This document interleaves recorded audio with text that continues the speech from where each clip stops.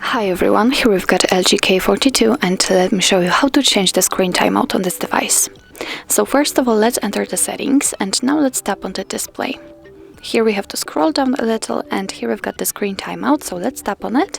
And here we've got some options to choose from. We can set either 15 or 30 seconds or 1, 2, 5, 10 or 15 minutes.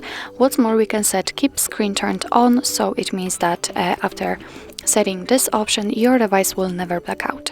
So now you've got 30 seconds applied, and because this option is marked, but if you'd like to change it, just tap on the time you want to use. For example, 10 minutes, just tap on it. And as you can see, it immediately changes, so it means that from now on, after 10 minutes of inactivity, this device will black out. So actually, that's all. This is how to set the screen timeout in your LG K42. Thank you so much for watching. I hope that this video was helpful, and if it was, please hit the subscribe button and leave the thumbs up.